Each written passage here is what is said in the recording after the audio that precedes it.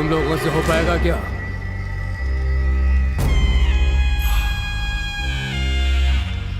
कहां से लेकर आओगी? हमें इन 13 दिनों तक बहुत ही चौकन्ना रहना होगा और बड़ी होशियारी के साथ ये काम करना होगा। अगर जरा भी चूक हुई तो खत्म। अब बताओ।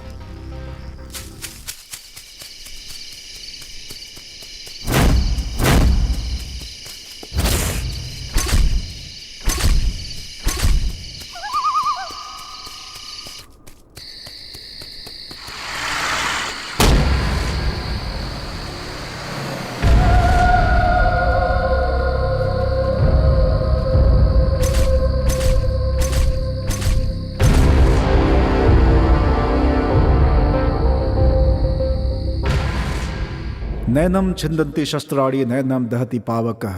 नश्वर शरीर को भेदा जा सकता है किंतु आत्मा को नहीं, जो अमर है।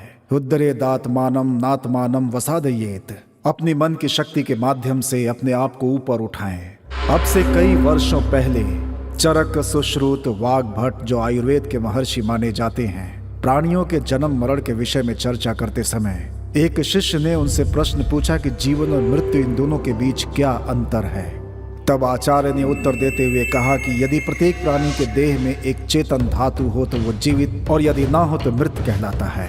फिर वो शिष्य पूछता है कि ये चेतन धातु क्या है, तो आचार्य बताते हैं कि वो परमात्मा का एक हिस्सा है जो किसी को नजर नहीं आता, और उसी को हम आत्मा कहते हैं।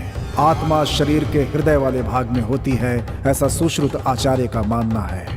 भगवत गीता में श्री कृष्ण कहते हैं, वासांसी जीर्णानि यथा विहाय नवानि गृह्णाति नरो पराणि, तथा शरीरानि विहाय जीर्णानि अन्यानि संयाति नवानि देहि। जिस प्रकार मनुष्य पुराने वस्त्रों का त्याग कर नए वस्त्र धारण करता है, उसी प्रकार आत्मा भी वृद्ध शरीर को त्याग कर नया शरीर धारण करती है। जब आत्मा की मनोकामना पूर्ण होती है तो वो अपने मूल स्थान परमात्मा से मिल जाती है, अर्थात मोक्ष की प्राप्ति होती है। और यदि उनकी मनोकामना पूर्ण नहीं हुई तो वो मृत्यु की अग्नि में जलती रहती है। गरुड़ पुराण के अनुसार आत्मा की संख्या 13 मानी गई है। जैसे कि 13 मिनट आत्मा को शरीर से बाहर आने के लिए 13 मिनट का समय लगता है, 13 घंटे आत्मा अपने शरीर को खोने के कारण 13 घंटे तक तड़पती है। 13 दिन आत्मा अपनी अंतिम इच्छा पूरी करने के लिए अपने सगे संबंधियों के इर्द गिर्द घूमती है। 13 महीने इस समय में आत्मा के पुनर्जन्म की प्रक्रिया शुरू हो जाती है, और 13 साल आत्मा प्रेत आत्मा बनकर सजा भुगतती है। पुराण के अनुसार आत्मा के लिए शुरू के 13 दिन अत्यंत कठिन होते हैं, और साथ में गरुड़ पुराण में ये बात भी लिखी है कि देह से निकलते ही आत्मा देह की बाईं ओर आकर बैठती है और 13 घंटों तक अपने देह के साथ ही रहती है। अपने संबंधियों को रोने से मना करती है, किंतु उसकी आवाज किसी के कानों में नहीं पहुंचती। देह पर जब कोई आकर हार चढ़ाता है तो आत्मा, जिस देह ने मुझे आश्रय दिया था, तूने उस पर हार चढ़ाकर उसका सम्मान किया है, बोलकर उस इंसान से गले मिलती है। ये पता चलने पर कि उसे उसका स्पर्श अनुभव नहीं हो रहा है, आत्मा दुखी होकर देह की बाईं ओर आकर बैठ जाती है। इसीलिए सभी धर्मों में पार्थिव शरीर के बाईं ओर ही उनके सगे संबंधियों को बिठाया जाता है। देह को घर से ले जाते समय उस दुखी आत्मा के कारण घर वालों पर कोई संकट ना आए, घर में दीप जलाया जाता है, क्योंकि अव्याप्त आत्माओं को रोकने की शक्ति केवल अग्निदेव में होती है। पुराणों के अनुसार वो आत्मा अपनी अंतिम इच्छा बताने के लिए 13 दिनों तक अपने सगे संबंधियों के इर्द गिर्द घूमती रहती है। ऐसी ही एक आत्मा के 13 दिनों के सफर की ये एक कहानी है।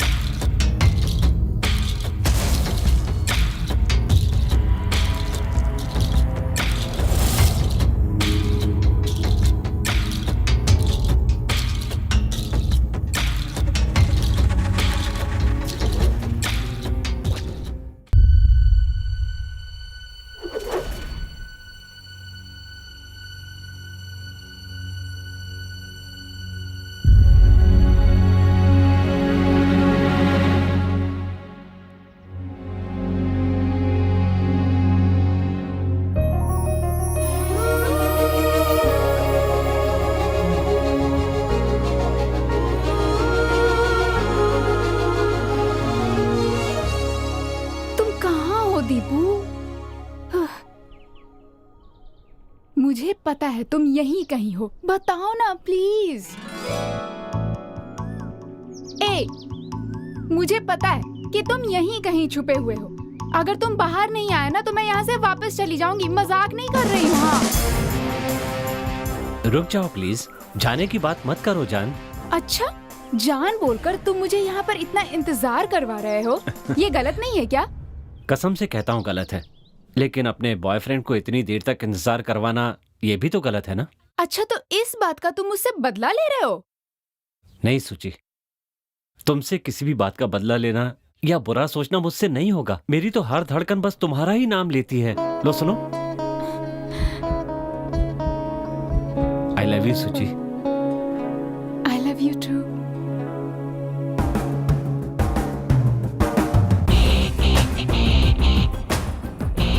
नमस्कार। मेरे पिताजी एक बात कहते थे, तुम चाहे कितने भी बड़े हो जाओ पर अपनी पोस्ट कभी नहीं भूलना, हमेशा लोगों की भलाई के बारे में सोचना।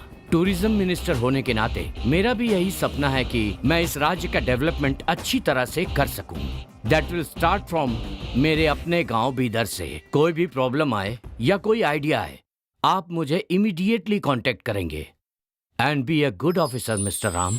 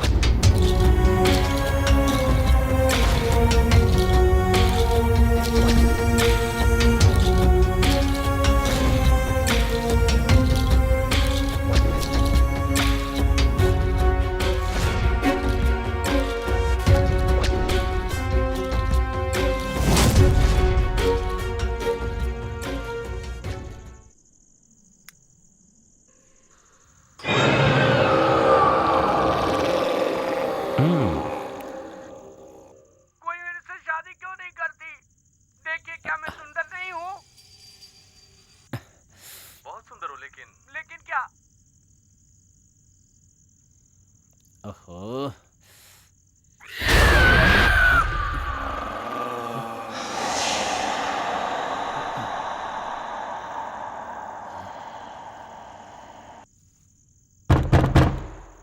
कौन है?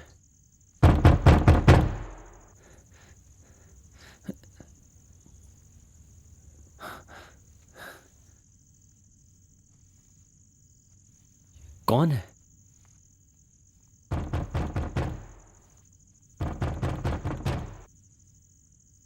कौन होगा?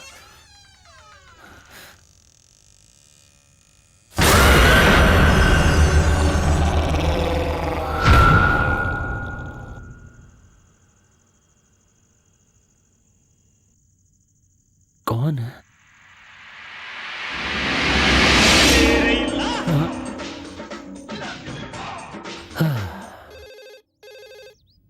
Hello. This is Jai Bhavani Tours and Travels. Yeah.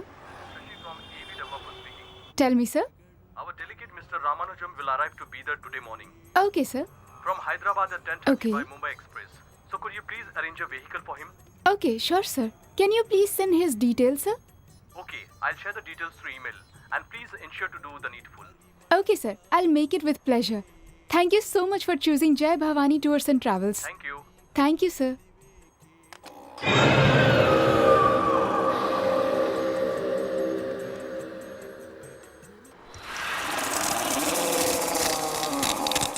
Hello, आप अभी कहाँ हैं sir? On the way to office madam. तो एक काम कहिए ना, आपका हुक्म सर, आंखों पर। अब तुम जहाँ भी हो वहाँ से यू टर्न मारकर सीधा रेलवे स्टेशन पहुँचो। ओके, उसके बाद? हैदराबाद से एक रामानुजम नाम का आदमी आ रहा है।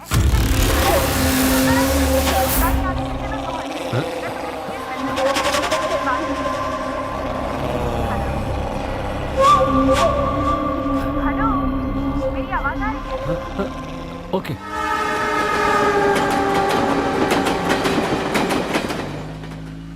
गाड़ी मिली ना सर? हाँ अभी मिली, मैं आ रहा हूँ। वैसे मेरे स्टेटस के हिसाब से बहुत छोटी गाड़ी है, अगर बड़ी गाड़ी होती तो ज्यादा अच्छा होता। It's a very small city, no problem, be on the line. Okay sir. मैं मीटिंग के लिए जा रहा हूँ, तो क्या तुम लोगों ने मुझे कोटेशन भेजा है? जरा इंक्वायरी करो। अभी बता दो सर। Sorry sir. अरे अरे अरे, अबे तू पीकर चला रहा है क्या? थोड़ा ऐसा चलाना यार, मुझे कोई जल्दी नहीं है। जी sir. Hello hello hello hello. हाँ क्या हुआ भाई? अभी बताता हूँ बोलकर इतना टाइम लगा दिया तूने। अभी मैं कर रहा हूँ सर, बस 2 मिनट। क्या यार 2 मिनट लगेगा कह रहा है? सही से बता कितना टाइम लगेगा। सर भेज दिया सर, देख लीजिए। हाँ शुक्र है, देखता हूँ। Driver sir. Go fast. Okay sir. ए सुन, थोड़ा एसी हाई कर। ऐसे क्या देख रहा है? एसी बढ़ाने बोल रहा हूँ ना तुझे। एसी फुल है सर।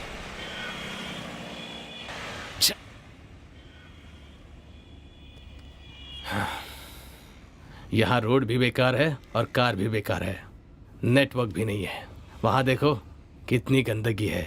छे, पता नहीं कैसे जीते हैं यहाँ। हैं, कार की कांच धोते हो या नहीं? हैं? तू पिया है क्या? मैनर्स नहीं सिखाई है क्या? मैं इज्जत से ही पेश आ रहा हूँ सर। तू तो बहुत ही घमंडी है। सर, घमंड हम सिर्फ घमंडियों को दिखाते हैं और उनको अच्छे से नहा धोकर पूरी तरह से धो डालते हैं सर। सर, हम अतिथि सत्कार में एकदम टॉप पर हैं सर। हम मेहमान की खातिरदारी में कोई कसर नहीं छोड़ते सर। ये सब रहने दो, गाड़ी तो कंडीशन में है ना? ओ, गाड़ी एकदम सुपर है सर। सर, 1 साल हो चुका है, इस गाड़ी ने कभी धोखा नहीं दिया। आह, बहुत सुपर गाड़ी है भाई तेरी। 1 मिनट सर, मैं चेक करके देखता हूँ। हाँ कर ले। अचानक बंद कैसे हो गई? सब कुछ तो ठीक है।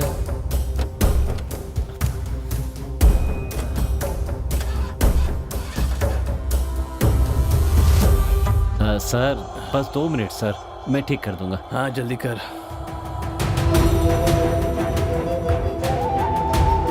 ज्यादा टाइम नहीं है। सब कुछ ठीक लग रहा है, फिर चल क्यों नहीं रही है? सर, आप बाहर क्यों आ गए सर? बहुत धूप है सर, अंदर बैठिए, मैं 2 मिनट में ठीक कर दूंगा। बस 2 minute sir. Sir please. 2 minute बोलकर 2 घंटे लगा दिए तुमने बनाने में। Sir please sir. वक्त की कीमत जानता है तू? Sir please sir. एक कस्टमर को बिठाने से पहले गाड़ी कैसी है, ठीक है या नहीं, ये पहले चेक करने के बाद फिर लेकर आना चाहिए था। इतनी अकल नहीं है तुझे? इडियट। रुक, तेरे सेठ को फोन लगाता हूँ मैं। सर मेरा काम चला जाएगा sir. Sir please. Imported suit गंदा कर दिया तूने, इडियट।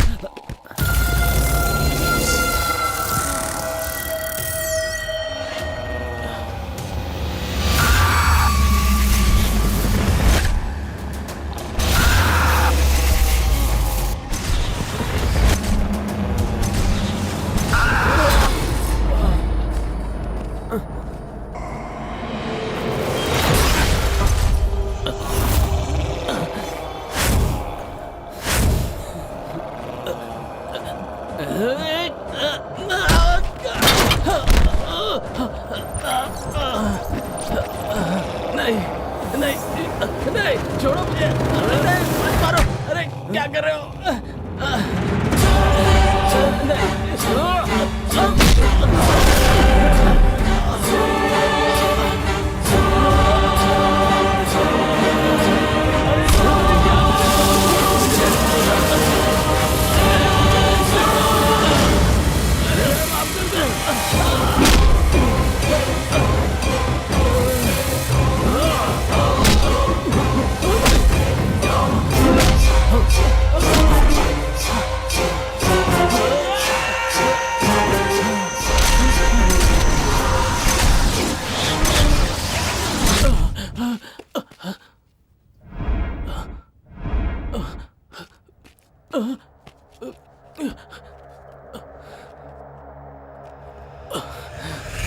कहाँ गया ये?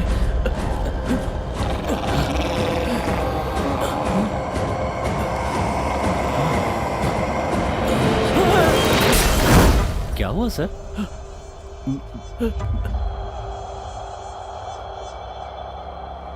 क्या बात है? आपको किसने हाथ मत मारा? लगा। बोलिए ना सर। कितना मारा तुमने मुझे? सर मैंने मारा? हाथ मत लगा। खुद मारा और पूछ रहा आप किसने मारा? हाँ? सर हाथ मत लगा बोला ना। सर चलिए हाथ सर। मत लगा। जा सर रुकिए तो। बाप रे। ओहो, आखिर हुआ क्या? कुछ समझ में नहीं आ रहा है। हाँ। तुम यहाँ काम करने आए हो या गुंडागर्दी करने आए हो? हाँ, कस्टमर हमारे लिए भगवान है। Customer is God for the businessman. और तुमने उन्हें मारा? उन्होंने ऐसा क्या किया जो तुमने उन्हें मारा? सर मैंने ऐसा कुछ नहीं किया सर। कुछ नहीं किया मतलब क्या? क्या वो जानबूझकर अपने कपड़े फाड़कर यहाँ तमाशा करने आए थे? तुम्हारे भाई की वजह से मैंने काम पर रखा। जब आए थे तो कैसे थे और अब कैसे हो गए हो? सर वो तुम जाओ यहाँ से, गेट लॉस्ट। जाओ जाओ, दोबारा अपनी शक्ल मत दिखाना। जाओ।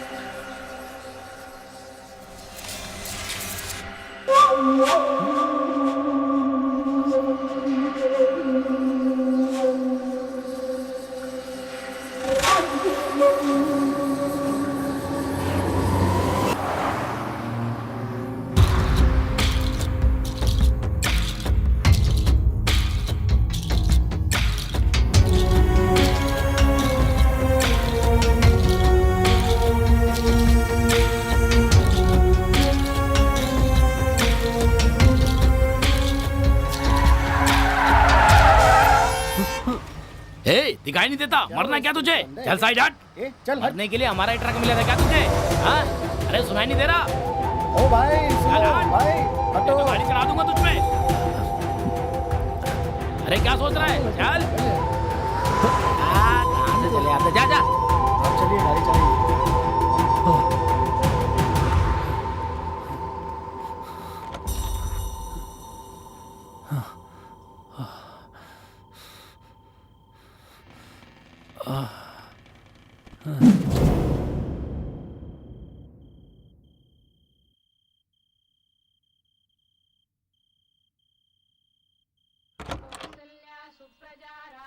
मैं जा रही हूँ माँ। सूची, नाश्ता तो करके जाओ बेटा। अरे नहीं माँ, वो अभी तैयार भी नहीं हुआ होगा, आलसियों की तरह सोया पड़ा होगा, और आज तो ऑफिस जल्दी भी पहुँचना है। चलती हूँ माँ। ठीक है, संभल कर जाओ। तुम भी ख्याल रखना। बाय।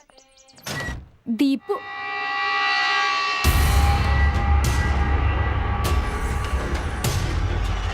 दीपू,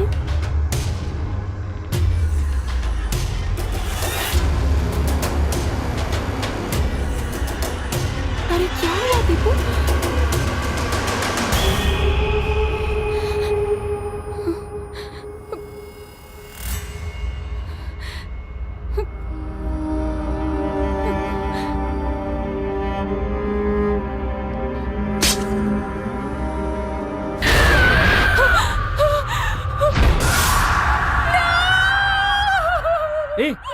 क्या हुआ सुची? चिल्ला क्यों रही हो? वो यहाँ पे ओह, कॉकरोच देख लिया? बैचलर के घर में कॉकरोच वगैरह, बाथरूम में गंदा अंडरवियर, ये सब तो कॉमन चीजें यार। मैं तो डरपोक हूं ही, तुम तो मुझसे भी ज्यादा डरपोक हो। तुम्हें तो पता ही होगा, कल जिस फंक्शन में जा रहा हूं वहां पर एक हीरो आने वाला है और मेरा बॉस मुझे बहुत पसंद करता है। कभी कभी चिल्लाता है पर वापस बुला लेता है ना? हाँ। हे, तुम इतनी खामोश क्यों? अब उनके बारे में सोचने का टाइम नहीं है, चलो देर हो रही है।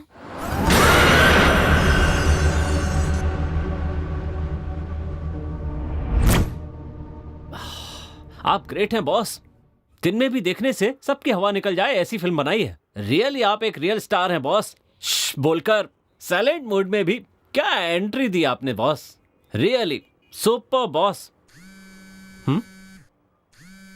वाइब्रेशन मोड पे कहिए मैडम। हेलो दीपू, कहाँ हो तुम परेशान क्यों हो सुची? मुझे तुमसे अर्जेंटली मिलना है। इतनी सी बात है? 2 मिनट्स, मैं अभी मंदिर के पास पहुंचता हूं, ठीक है?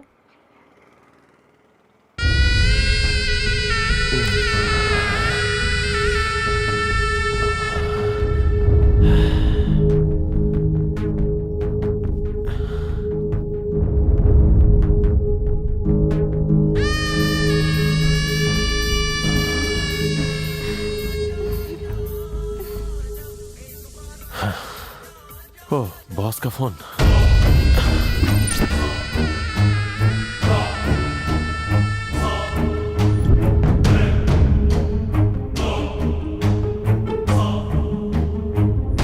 ठीक है बॉस। कौन था? अरे तुम्हें इससे क्या मतलब है?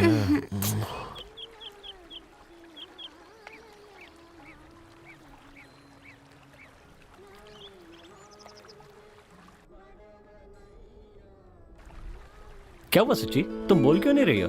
बड़ी परेशान लग रही हो। वो सुबह जब तुम्हारे घर आई थी तो मुझे अजीब सा लगा। अच्छा, मुझे भी यार 2-3 दिन से कुछ अजीब सा फील हो रहा है, इसीलिए तुम्हें यहाँ पर बुलाया। अच्छा, कल फंक्शन कहाँ है? वहीं बीदर फोर्ट में। फोर्ट में है? तो फिर मैं भी तुम्हारे साथ आऊं? हे, वहां जाकर देखने के बजाय घर में रहकर टीवी पर देखो, वहां पब्लिक बहुत होगी। नहीं बाबा। रहने दो, तुम ले जाओगे या नहीं? ए, इतना गुस्सा होने की क्या बात है? ठीक है, ले चलूंगा। दीपू, हीरो असल में कैसे होते हैं? मतलब दिखने में कैसे होते हैं? और कैसे होंगे, वो भी मेरी तरह स्मार्ट होते हैं। और हीरोइन कैसी होती है? हीरोइन वो भी सुंदर होती हैं। मुझसे भी सुंदर होती हैं क्या? तुमसे तो बहुत सुंदर होती हैं। तुम्हें तो मेरा मतलब वो नहीं है यार, लड़कियां तो फूल की तरह होती हैं, जो पेड़ पर भी अच्छी लगती हैं और पेड़ से तोड़ने के बाद भी। अब तुम्हें ही देख लो, दिन के उजाले में तुम कितनी ब्यूटीफुल लगती हो और रात में और भी ज्यादा हसीन लगती हो, और पास आने पर चने के झाड़ पर मत चढ़ाओ। सच कह रहा हूँ। आई love you Suchi. I to love you Deepu.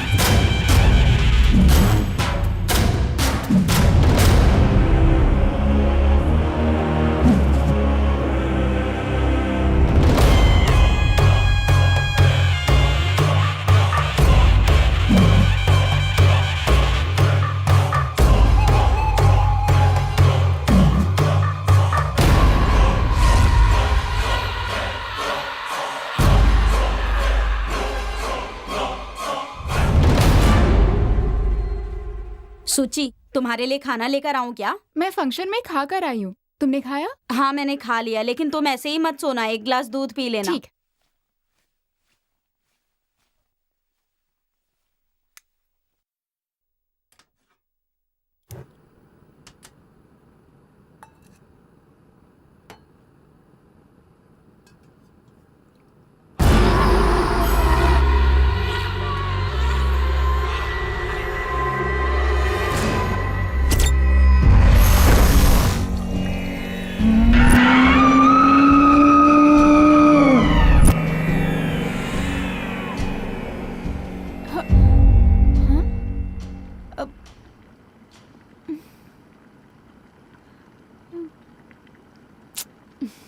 जाने दे।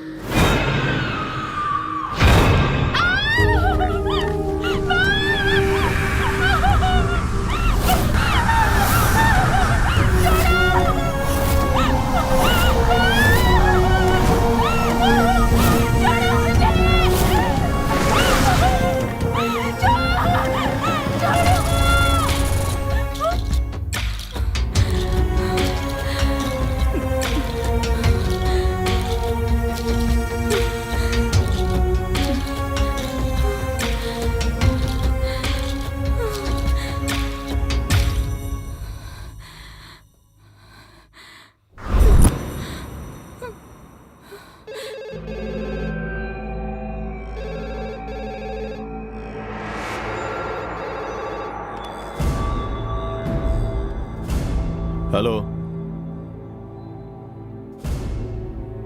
ये कब हुआ? कहाँ? ओके।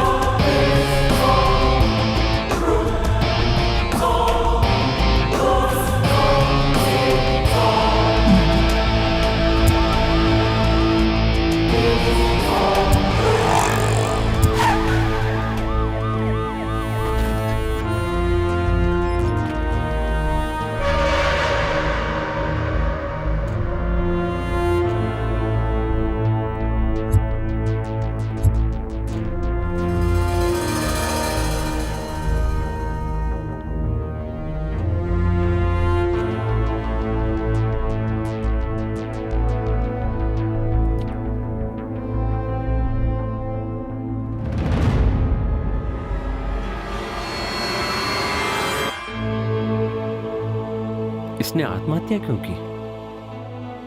जिसने मुझे फोन किया था उसे बुलाया क्या? हाँ सर, वो आ गया है। बुलाओ उसे। पवन सर, वो आ गया। नमस्ते सर। बॉडी को पोस्टमार्टम के लिए भेज दो। जी सर। और रिपोर्ट लेके थाने आ जाना। ठीक है सर। और इसका फोन नंबर भी ले लो। Okay sir. इंक्वायरी के लिए इसे बुला लेना। ठीक है सर। आज सुबह रामेश्वरम नाम की एक कॉलोनी में एक व्यक्ति ने खुद को फांसी लगाकर अपनी जान दे दी और बताया जा रहा है कि ये हत्या भी हो सकती है। इस मामले को लेकर पुलिस इंक्वायरी भी शुरू हो गई है और इस जगह की तलाशी भी हो चुकी है। एक पड़ोसी से पूछने पर पता चला है कि वो मरने वाले व्यक्ति का नाम उदय है और वो तरकारी बेचता था। कैमरामैन सुरेश के साथ कार्तिक। खुदा हाफिज पंडित। तुमने खबर सुनी क्या रफीक? हाँ, खबर सुनी मैंने। उसके लिए इतना टेंशन काहे को ले रहे हो तुम? पहले अपना काम निपटाओ। लेकिन रफीक, कल मैंने आगे की बात आगे सोचेंगे। फोन रखता हूँ। खुदा हाफिज। रफीक, रफीक। उसने आत्महत्या क्यों की? सुबह जब मैं ऑफिस जा रही थी ना, तो तुम्हारे घर के पास बहुत भीड़ थी। क्या हुआ था? मेरे घर के पास जो उदय रहता था ना, हाँ। उसने खुद को फांसी लगा के आत्महत्या कर ली। पुलिस वहाँ इंक्वायरी के लिए आई हुई थी, इसीलिए भीड़ जमा हो गई। ओह अच्छा, ऐसा क्या हुआ कि उसने आत्महत्या कर ली? ये तो मुझे भी नहीं पता, लेकिन जब भी मिलता था हाय हेलो करता था। अच्छा, ठीक ही लगता था। मुझे भी समझ में नहीं आ रहा है कि उसने ऐसा क्यों किया होगा। खैर छोड़ो, सबकी अपनी अपनी प्रॉब्लम होती है ना? सुची कहाँ चली गई?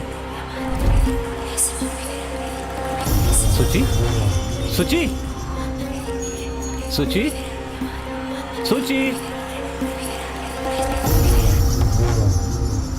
सुची, सुची।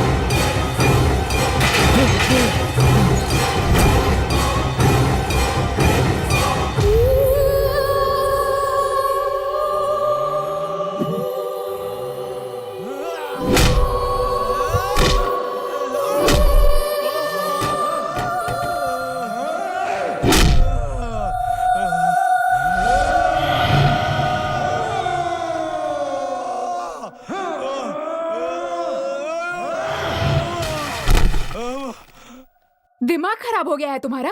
तुम्हें पता भी है तुमने किससे पंगा लिया और किसको मारा है? क्या हुआ है सूची? वो कितना खतरनाक है तुम्हें पता भी है? अगर वो चाहे ना तो वो हमें यूं चुटकियों में खत्म कर सकता है, समझे? ऐसे आदमी को उसी के एरिया में जाकर मारा। हे भगवान, मैंने रिक्वेस्ट की इसीलिए उन्होंने छोड़ भी दिया, नहीं तो तुम तो गए थे। अच्छा, तुम तो झगड़े का नाम सुनकर ही भाग जाते थे, फिर अचानक तुम्हें क्या हो गया? ऐसा क्यों किया तुमने? अरे मैंने कुछ नहीं किया सूची, मेरी समझ में नहीं आ रहा तुम कह क्या रही हो। इतना सब कुछ करके तुम कह रहे हो तुमने कुछ नहीं किया? अरे अगर तुम्हें कुछ हो जाता तो? पर क्या हुआ है बताओ तो। तुम नहीं समझोगी, छोड़ो ना माँ। अच्छा, मैं तो छोटी बच्ची हूँ ना? ये यहाँ पुतले की तरह बैठा हुआ है और तुम हो कि पागलों की तरह बड़बड़ बड़बड़ करती जा रही हो। यस करेक्ट, मैं पागल हो गई हूँ। तुम सही कह रही हो माँ, अब समझ गई। इसे कहाँ लेकर जाना चाहिए? चलो मेरे साथ। सूची, बीइंग अ साइकियाट्रिस्ट, इनका टेस्ट करने के बाद मुझे इनमें कोई प्रॉब्लम नजर नहीं आ रही है। इनका mind balance, IQ, thinking capacity, everything is normal. आपके कहने के अनुसार स्प्लिट पर्सनालिटी के कोई सिम्टम इनमें नजर नहीं आ रहे हैं। लेकिन डॉक्टर, मैंने जो... nothing to worry, he is absolutely fine. You may गो।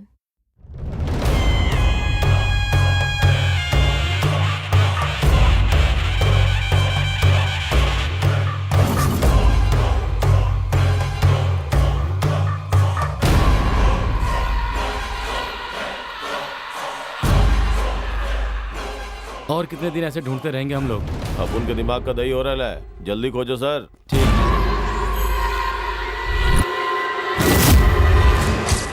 इसे देखकर तो लग ही रहा है यहाँ का डॉक्टर क्या, कोई विदेशी डॉक्टर भी इसके बारे में यही कहेंगे। मतलब डॉक्टर को दिखाने से कुछ नहीं होने वाला है। इसे कहाँ लेकर जाना चाहिए और इसके साथ क्या करना चाहिए ये मुझे पता है। आपने जो बताया वो इसके साथ सिर्फ आज ही नहीं हुआ है, 6 दिनों से हो रहा है। 6 दिनों से हम लोग सिर्फ किले के चक्कर लगा रहे हैं पंडित। अब सिर्फ 7 दिन बचे हैं, पता नहीं क्या होगा। तुम जरा शांत रहोगे क्या? बाबा, ये किस लिए? वो इसलिए क्योंकि पिछले 6 दिनों से एक बहुत ही ताकतवर रूह इसके पीछे पड़ी हुई है और वही इसे सता रही है। उस रूह से कोई तकलीफ तो नहीं होगी? उसे क्या तकलीफ हो सकती है? वो इसके पीछे क्यों पड़ी हुई है? वो इसके साथ ऐसा क्यों कर रही है? ये जानना आसान नहीं है। मिला? नहीं मिला। यहाँ जाऊं?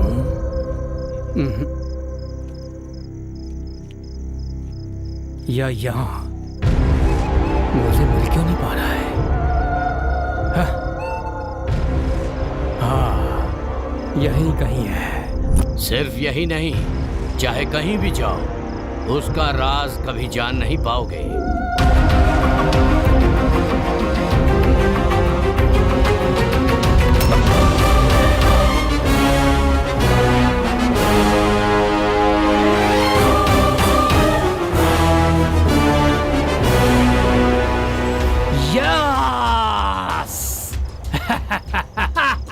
यस यस, यही वो जगह है जिसे हम इतने दिनों से तलाश कर रहे थे। Finally we got it. 6 दिनों से हम लोग जिस जगह को ढूंढ रहे थे, आज वो मिल ही गई। इंशाल्लाह। पंडित जी, आपने घर दिखाया। यस, क्योंकि वो एक असंतुष्ट आत्मा है। वो इंसान की रूह में घुसी हुई है। अपनी इच्छा पूरी किए बगैर वो आत्मा इसका पीछा नहीं छोड़ेगी।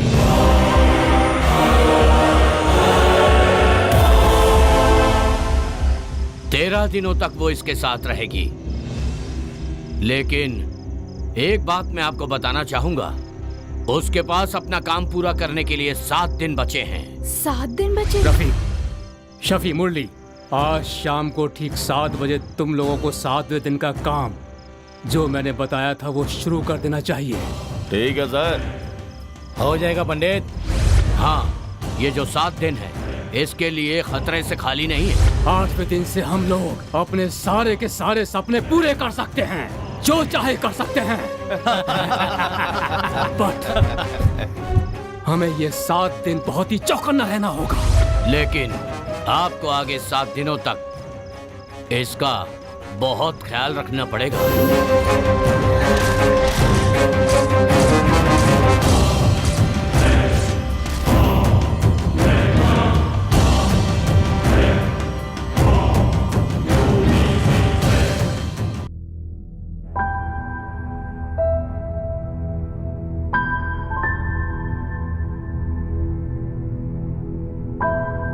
फर्स्ट सेंचुरी की लड़की होकर तुम किसी बाबा पर यकीन कर रही हो? 6 दिन खत्म हो चुके हैं, 7 दिन ही बाकी हैं। इस तरह 13 दिन आत्मा वात्मा पीछा करती है, ये सब बकवास सुनकर अपना दिमाग खराब करके बैठी हो। तुझ में दिमाग है या नहीं?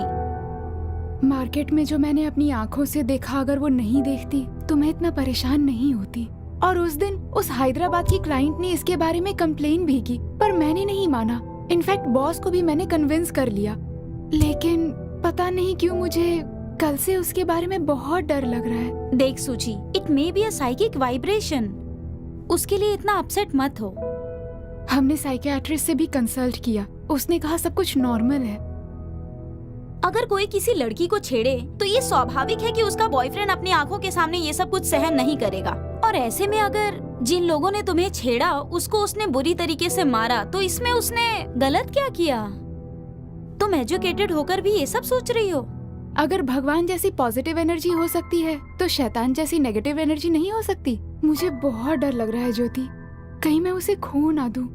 रिलैक्स सूची, अगर तुम्हें ऐसा लगता है कि कोई रूह वगैरह जैसी कोई प्रॉब्लम है तो इसका कोई सॉल्यूशन तो होगा ही।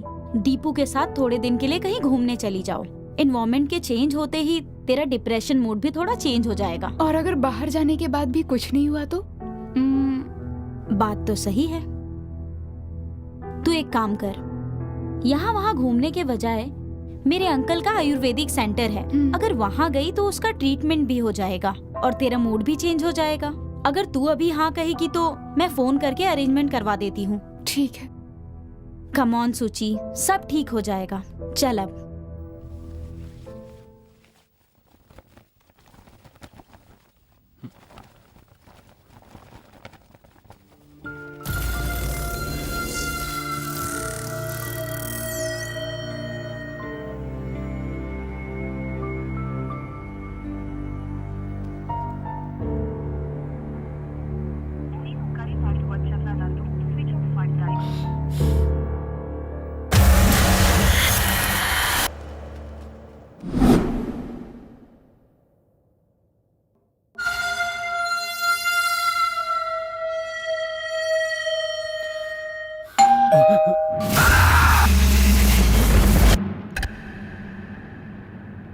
तुम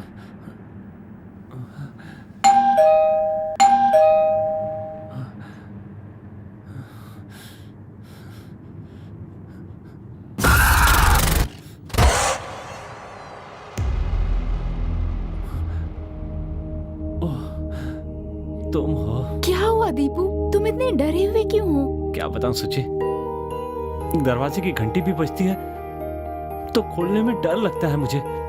अजीब सी आवाजें मुझे बार बार सुनाई देती हैं। अगर यही चलता रहा तो सच कहता हूं मैं पागल हो जाऊंगा। प्लीज प्लीज मुझे बचा लो सुची। अरे बुद्धू, जब तक मैं जिंदा हूँ तुम्हें कुछ नहीं होने दूंगी। Don't worry, I am with you. I love you Suchi, I love you. I love you to.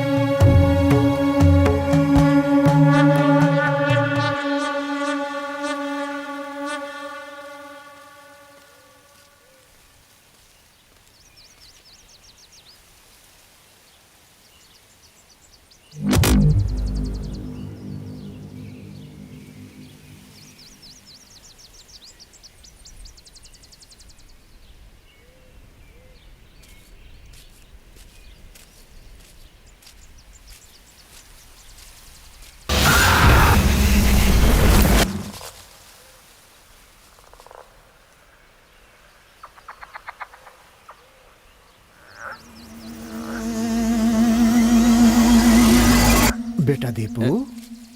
नमस्ते गुरुजी। नमस्ते बेटा दीपू। तुम्हें रात को कोई डरावना भयानक सपना आता है क्या? और फिर उस सपने में तुम्हें कोई बुला रहा है, ऐसा महसूस होता है क्या? ऐसे सपने तो नहीं आते सर, लेकिन क्या? हकीकत में ये चीजें मेरे साथ हो रही हैं सर।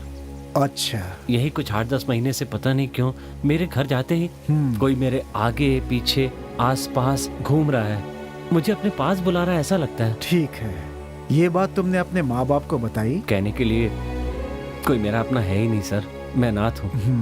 ओ माफ करना मुझे। माँ बाप तो नहीं है, लेकिन मेरा एक बहुत अच्छा फ्रेंड है जिसने मुझे हमेशा एक भाई की तरह संभाला है। उसे बता सकता था पर वो 10 दिन पहले चेन्नई गया हुआ है। ठीक है, बढ़िया। क्या तुम्हें प्रेत, भूत, आत्मा, पुनर्जन्म, इन चीजों में विश्वास है क्या? सर वो ठीक है, चलो मेरे साथ।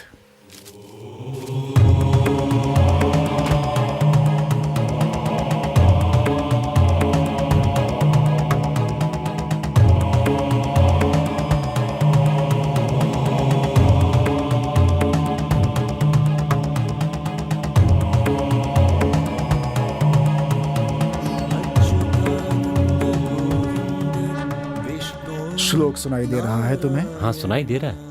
इसे यदि संभव हो तो धीरे धीरे धीरे दोहराते जाओ। ठीक है सर। और फिर कल क्या हुआ था, परसों क्या हुआ था, उसके पहले क्या हुआ था, ये सब धीरे धीरे याद करते जाओ। याद करो बेटा, याद करो।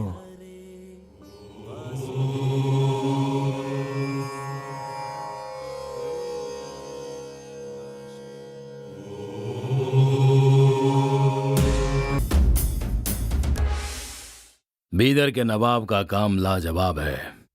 बस आपकी दुआ है भाईजान।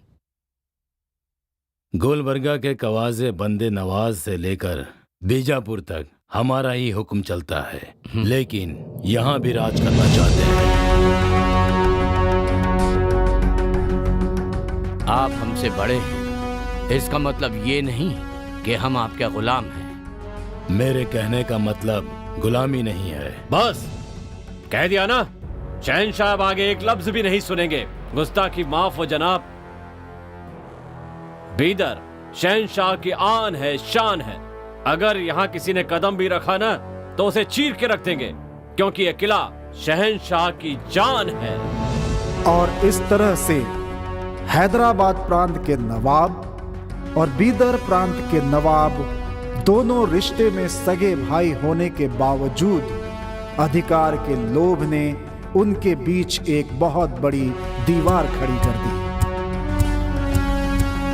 एक साधारण सेनापति ने मुझसे ऐसी बात की ये सोचकर हैदराबाद के नवाब को अपमान महसूस होता है और वो अपने राज्य में लौट जाते हैं। इस सेनापति की खुददारी देखकर बीदर के नवाब को खुशी तो बहुत होती है, लेकिन एक तरफ संबंध और दूसरी तरफ अधिकार, इन बंधनों में बंधकर दोनों भाई परेशान। से गुलामी नहीं, बल्कि तुझे मारकर सुल्तान बनकर दिखाऊंगा।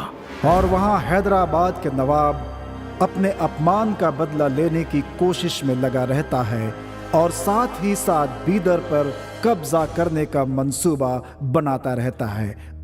और इधर बीदर के नवाब औरंगाबाद के सफर के दौरान एक सुंदर सी कन्या को देखकर मोहित हो जाते हैं। उसकी 7 पत्नियां होने के बावजूद मैं इस लड़की से शादी करूंगा, ऐसा संदेश उसके माँ बाप को भिजवाते हैं। ये हसीना हमारी अगली बेगम है। राजा के आदेश का उल्लंघन करने की हिम्मत लड़की के माँ बाप में नहीं थी, इसलिए वह ना चाहते हुए भी अपनी सुंदर कन्या का विवाह राजा के साथ कर देते हैं, क्योंकि ये उनके लिए एक गर्व की भी बात थी।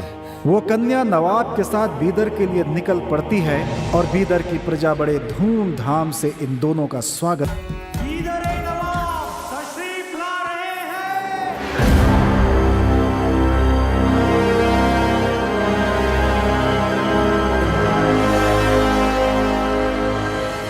अंगारों पर चलने वाले पैर मखमल के बिस्तर पर हैं, लेकिन आपके चेहरे का बेगमी ताज कहाँ खो गया जानसीन? जनाब, आपसे क्या छुपाना, मैं नहीं चाहती थी कि मैं किसी की बेनाम बेगम बनूं या 8वीं हसीना बनूं। मैं तो अपने दिल में पनाह देने वाले एक दिलदार को चाहती थी। बस माफ कीजिए जनाब। आप हमारी बेगम तो हैं, लेकिन उससे पहले आप यहाँ की रियाया हैं और लोगों के साथ जबरदस्ती करना हमारे इस जिस्म में जब तक जान है तब तक तो ये मुमकिन नहीं। आपने ये सोच भी कैसे लिया कि हम आपके साथ जबरदस्ती कर सकते हैं हसीना?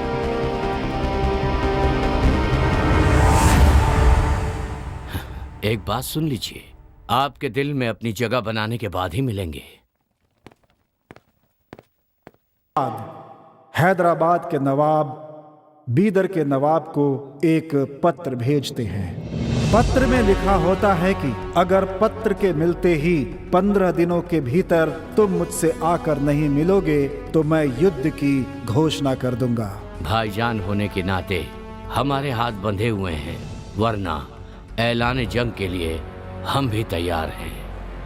प्रजा की खुशी के लिए, भाई से अपना रिश्ता बनाए रखने के लिए युद्ध ना करने का निर्णय करके वह हैदराबाद जाने की तैयारी शुरू करते हैं। उसी समय औरंगाबाद से भी एक पत्र आता है जिसमें लिखा होता है कि रानी के पिता की तबीयत ठीक ना होने के कारण उनके पिता रानी से आखिरी बार मिलना चाहते हैं। ऐसी हालत में क्या करें क्या ना करें सोच सोच कर राजा एक फैसला करते हैं। और अपने वफादार सैनिक को अपने पास बुलाते हैं और रानी को पूरी हिफाजत के साथ औरंगाबाद ले जाने की जिम्मेदारी उसे सौंप देते हैं। जी हुजूर।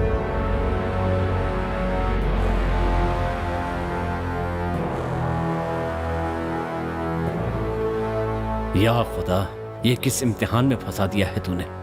शहंशाह से ये बात मैं कैसे बयां करूं कि उनकी रानी मुझे चाहती है। अपने शहंशाह के भरोसे की कीमत मैं कैसे चुकाऊं, और शहंशाह के हुक्म को मैं मना भी नहीं कर सकता। हाँ, यही ठीक होगा। फिर सेनापति अपने एक करीबी मित्र को बुलाता है और उसे एक छोटा सा बक्सा और एक पत्र लिख कर देता है और कहता है कि अगर मैं किसी कारणवश वापस नहीं लौटा तो ये चीज़ें अपने नवाब को दे देना। और इसके बाद वो रानी को लेकर सफ़र पर निकल पड़ता है और फिर रास्ते में। मैं आज तक तेरे जनाब के साथ बिस्तर पर हुई नहीं। मुझे पता है। तू मुझे कबूल कर ले। जहां पनाह से गद्दारी जब तक इस जिस्म में जान है तब तक मुमकिन नहीं है। मेरा ये वादा है कि हमारा ये नाता शहंशाह को पता नहीं चलेगा। वो मेरे खुदा हैं और मेरे खुदा के साथ न मैं गद्दारी करूंगा और ना किसी को करने दूंगा। मैं भी देख लूंगी मुझसे बेवफाई करके शहंशाह से कैसे वफादार रहेगा।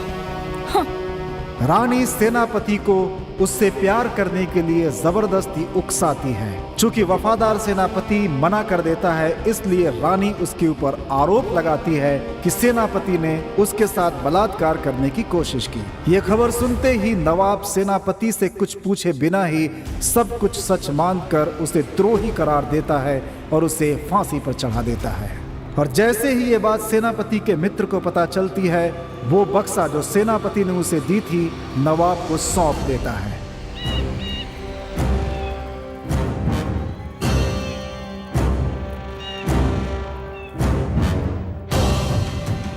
ऐ मेरे खुदा, मुझे माफ करना। अगर आप एक इशारा करते कि 100 लोगों से लड़कर आ, तो मैं खुशी खुशी चला जाता।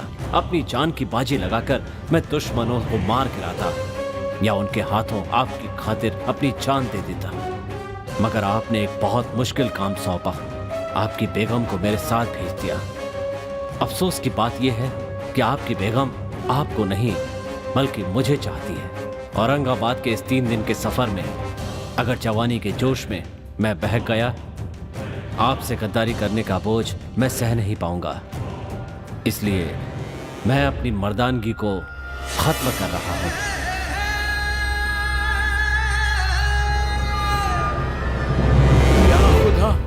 ये कैसी गलती हो गई मुझसे। अपने राजा के प्रति वो सेनापति इतना वफादार था कि उसने अपना लिंग काटकर अपने पुरुषत्व का त्याग कर दिया था ताकि उससे कोई गलती ना हो।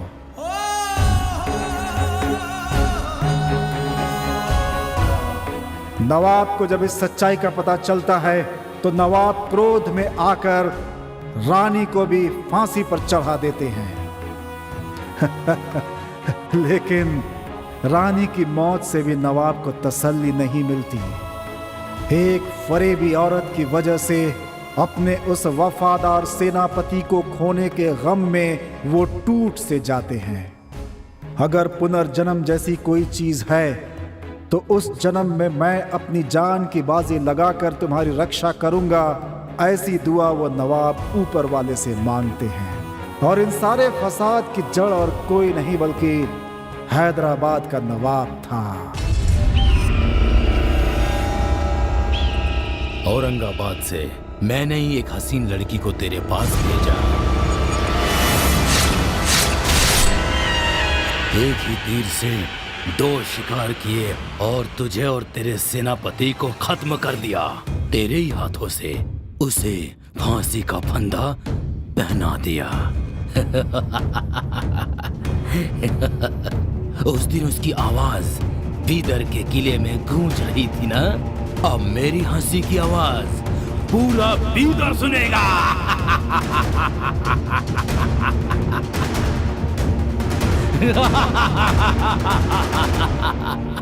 वो सेनापति और कोई नहीं, तुम ही हो। क्यों दीपू, तुम्हें आश्चर्य हो रहा है ना? बिल्कुल आश्चर्य होने वाली बात ही है, क्योंकि ये एक सच है। तुम्हारे पिछले जन्म की कहानी मुझे कैसे पता चली, यही सोच रहे हो ना? हाँ, यही तो आयुर्वेद है। ये कोई सामान्य वस्तु नहीं है, बहुत ही पुरानी, बहुत ही पवित्र जीवन का विज्ञान है। जब मैं तुमसे पहली बार मिला तभी मैंने तुम्हारी समस्याओं के बारे में सोचना शुरू कर दिया था। फिर मुझे पता चला कि पिछले 10 दिनों से एक अत्यंत ही अज्ञात शक्ति, एक पवित्र आत्मा तुम्हारे चारों ओर मंडरा रही है। मंत्रों के उच्चारण से उस आत्मा से मैं संपर्क करने की कोशिश करता रहा। हाँ, मुझे सफलता मिल गई। इस प्रयोग से मुझे जो पता चला है कि जो तुम्हारा पीछा कर रही है वो राजा की आत्मा है। पिछले जन्म में निर्दोष होने के बावजूद तुम्हें फांसी पर चढ़ाने की जो उसने भूल की, उसकी वजह से वो पश्चाताप की आग में जल रहा है और प्रायश्चित के लिए ही इस जन्म में तुम्हारा पीछा कर रहा है। इतने दिनों से वो आत्मा तुम्हारी रक्षा कर रही है, इसीलिए पिछले 10 दिनों से तुम्हारे साथ ऐसा हो रहा है। वो आत्मा तुम्हें डराने के लिए नहीं और ना ही तुम्हें परेशान करने के लिए तुम्हारा पीछा कर रही है, बल्कि तुम्हें बचाना चाहती है। उसे सिर्फ 13 दिनों का ही समय मिला है, जिसमें से 10 दिन बीत चुके हैं। अब उसके पास सिर्फ 3 दिन ही बचे हुए हैं। तुम्हारे ऊपर जब भी किसी प्रकार का संकट आ रहा है, वो हर बार अपने तरीके से बचाने की कोशिश कर रही है।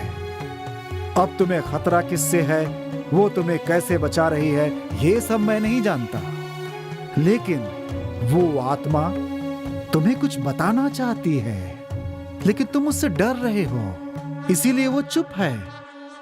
अगर वो प्रेत आत्मा होती तो तुम्हारे साथ कठोरता से पेश आती, या फिर तुम्हें जिन लोगों से खतरा है वो उनके ऊपर हमला करती। लेकिन ये एक पवित्र आत्मा है, लगभग परमात्मा का ही रूप।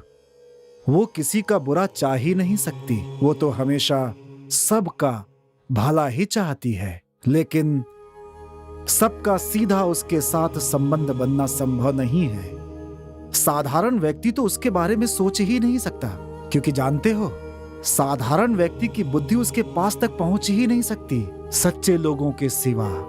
समझ गए? 3, 8, 8, 5, 13 पुष्य। हाँ, आज से तीसरे दिन शाम को, पुष्य नक्षत्र शाम को ठीक 7 बजे अगर उससे बात करने का प्रयास करेंगे तो वो भी तुम्हारे साथ बात करने का प्रयास करेगी। ये कुल 13 मिनट का समय होता है। अगर तुम्हारे ऊपर कोई संकट मंडरा रहा है तो वो तुम्हें उसे बचाने की कोशिश करेगी। सच कह रहा हूं, अगर अब भी तुमने उसे जवाब नहीं दिया तो तुम्हारी मदद कोई नहीं कर सकता, समझे? डरो मत, हिम्मत से काम लो, उसकी भावनाओं को समझो, वो तुम्हारी मदद करना चाहती है। चलो बहादुर बच्चे, चलो।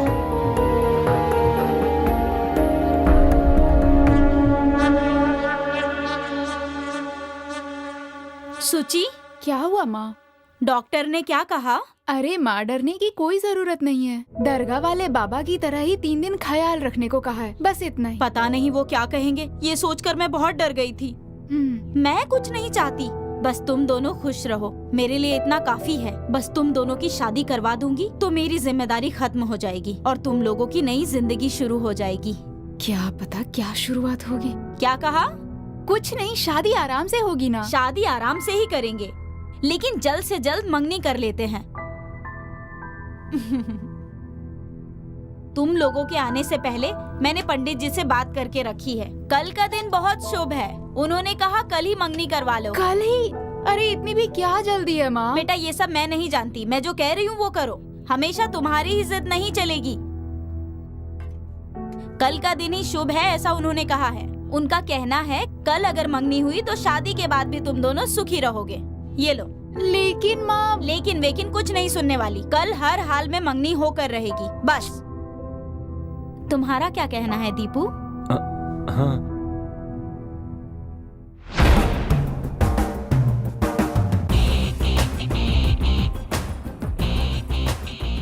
उस दिन सबको लग रहा था कि उसने खुद फांसी लगाई है। लेकिन इसमें तो लिखा है कि it is not hanging death. उसमें ड्रग्स इंजेक्ट किया गया था और ड्रग्स की वजह से ही हार्ट ब्लॉक हो गया, जिसकी वजह से मौत हो गई। हाँ sir. I think this is not due to cervical pressure. इस रिपोर्ट से पता चलता है कि डॉक्टर कितना चालाक है, तो फिर मर्डर करने वाला बहुत ही चालाक होगा। अच्छा, उस दिन स्पॉट पे इंस्पेक्शन करते वक्त कुछ एविडेंस मिले थे ना जो तुम्हें दिए थे? यस। कहाँ है वो? ये लीजिए। गुड। Bhavani travel agency. वैसे प्रदीप और उदय नाम का कोई आदमी हमारे यहाँ काम नहीं करता सर। बट इस आईडी कार्ड में जो एड्रेस और फोन नंबर है वो यहीं का है ना? हाँ यस सर। Quite interesting. चलिए। हाँ सर, मेरा स्टाफ यहीं है, आइए मिलाता हूँ। हाँ अच्छा, तो नागेश जी ये आपके स्टाफ हैं क्या? ये ऑफिस स्टाफ है सर। इनके अलावा 6 ड्राइवर भी हैं। वो टूरिस्ट को अटेंड कर रहे हैं। आते ही उन्हें थाने भेज दूंगा। अरे आप तकलीफ मत कीजिए, अब तो मेरा आना जाना लगा ही रहेगा। वो आए तो मुझे बुला लीजिएगा। पक्का पक्का सर। थैंक यू, चलता हूँ। एनी टाइम आइए sir. Mister Nagesh. Yes sir. देखिए, जब तक मैं इस केस की इन्वेस्टिगेशन कर रहा हूँ, इन्वेस्टिगेशन पूरा होने के पहले आपका कोई भी स्टाफ या आपका ड्राइवर बिना मेरी परमिशन लिए कहीं दूर नहीं जा सकता। Okay sir. ओके सर, मैं कह दूंगा सर। अच्छा नागेश जी, ये दोनों कौन है? ये दोनों भी स्टाफ है सर। ये रिसेप्शनिस्ट सुचित्रा है और ये दीपू है ड्राइवर। ओह नमस्ते सर। ये क्या है? आज हमारी एंगेजमेंट है सर, इसलिए इन्हें इनवाइट करने के लिए आए थे। मिठाई लीजिए। Thank you. लगता है इनविटेशन के पहले ही मैं बिन बुलाए मेहमान की तरह आ गया। बाय द वे, सदा खुश रहो। भगवान आप लोगों की जोड़ी बनाए रखे। Thank you sir. सर शाम को मेरी सगाई, आप जरूर आइए। सिर्फ आज ही नहीं, अब तो मेरा आना जाना लगा रहेगा। Okay, take care. See you mister Nagesh. Okay sir. Sir एक सवाल पूछना चाहता हूँ मैं। हाँ। जहाँ पर मर्डर हुआ है और हमें जो आईडी कार्ड मिला वो इस ट्रैवल एजेंसी का, ये तो कंफर्म हो गया है ना सर? तो अपने स्टाइल से जांच पड़ताल शुरू कीजिए सर। आप ऐसा क्यों नहीं कर रहे हैं? मेरी तो समझ में नहीं आ रहा है। अगर तुम्हें समझ में आ जाता तो हाँ सर। मेरी जगह पे तुम होते ना, और तेरी जगह पे मैं होता। देख, खूनी ने पहले खून किया, उसके बाद इसे आत्महत्या का रूप देने के लिए लाश को फांसी से लटका दिया। और सबसे खास बात, उसने बिना सोचे समझे ये मर्डर नहीं किया। उसने बहुत होशियारी से नस में एयर इंजेक्ट करके बहुत ही चालाकी से मर्डर किया है। मेरी नजर में वो खूनी बहुत ही चालाक है, इसलिए उसने हमें डाइवर्ट करने के लिए उसका वो आईडी कार्ड उसने उस जगह पे फेंका ताकि वो हमें मिल जाए। इस तरह के केस अक्सर कॉम्प्लिकेटेड होते हैं, लेकिन कोई बात नहीं। लगता है उसे उल्टे रास्ते पे चलने में मजा आता है। मैं भी उल्टे रास्ते पे चल के उसकी गर्दन दबोच लूंगा।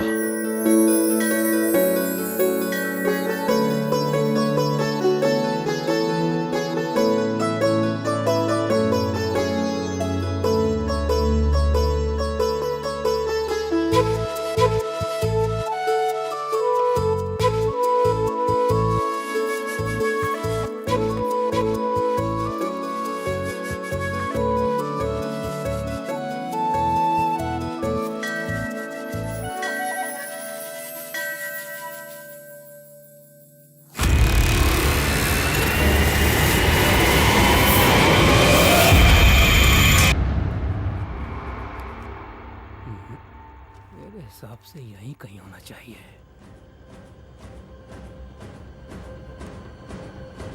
यहाँ से इस जगह पर आते हैं तो इस जगह पर ही होगा।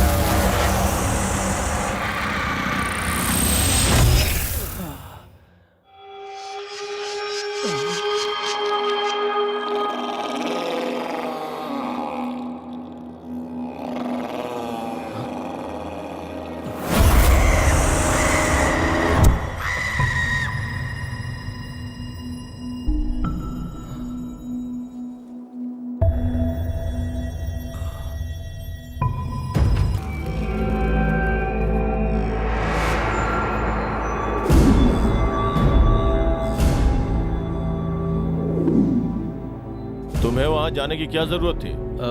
क्योंकि वो हमारे बार का रेगुलर कस्टमर था सर, और उस दिन फर्स्ट टाइम नहीं, उससे पहले भी कई बार ड्रिंक्स मंगवाया था सर उन्होंने, और सुबह जाकर मैं उनसे पैसे कलेक्ट करता था। उस दिन भी गया था सर। अच्छा, ये बताओ, रात को जब तुम ड्रिंक्स लेकर गए थे तब वो घर पे अकेला था क्या? हाँ, एक आदमी और था सर। उसे पहले कभी देखा था क्या? नहीं सर, पहले तो कभी नहीं देखा, लेकिन अब मैं उसे पहचान सकता हूँ सर। हाँ, गुड।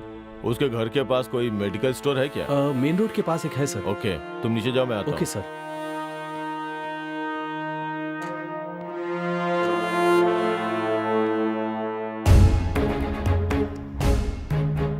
इतनी चालाकी से खून किया है, मतलब इसके पीछे जरूर कोई मकसद है। Medical store.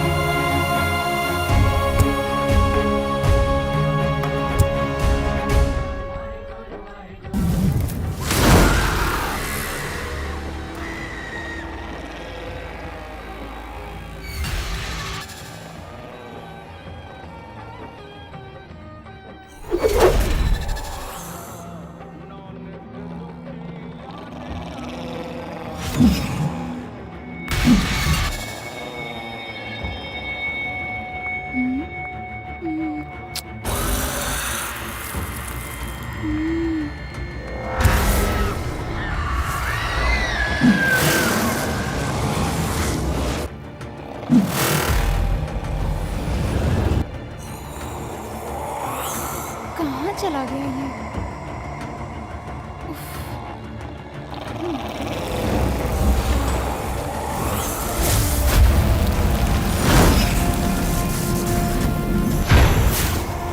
कहाँ ढूंढूं?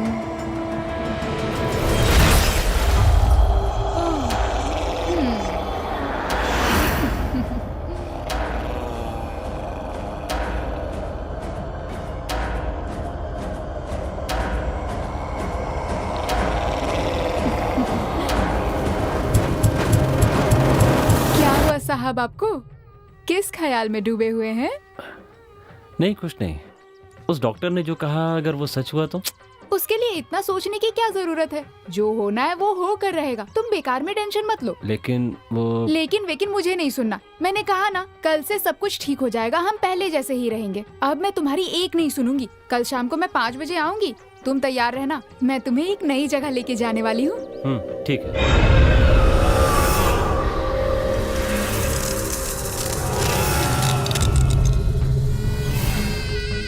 खबर पता चली क्या रफीक भाई? बताएगा तभी तो पता चलेगा।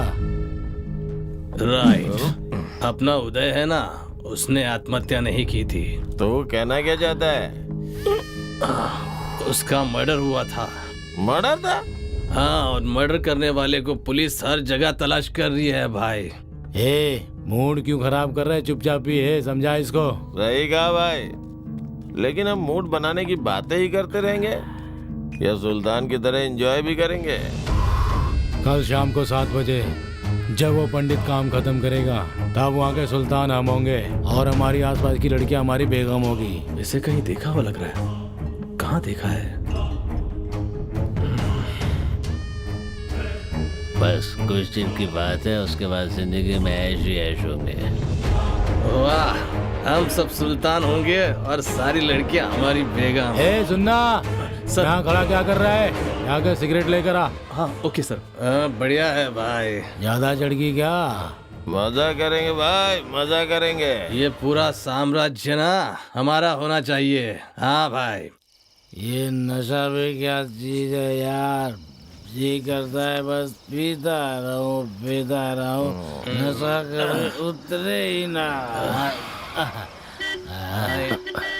हट जाओ भाई। चुप कर। क्यों बजा रहा है तो इतनी तेज? भाई साहब, क्या है? थोड़ी देर के लिए गाड़ी हटा लीजिए ना, मैं निकल जाऊंगा यहाँ से। नहीं जाने दिया तो? रोड तेरे बाप का है क्या? तो क्या मैं ऐसा बोलूं भाई? आरटीओ ऑफिसर, ये बस अपना पुराना यार है। तेरे को तो उसी दिन मार देने वाला था, लेकिन तेरी किस्मत सही थी।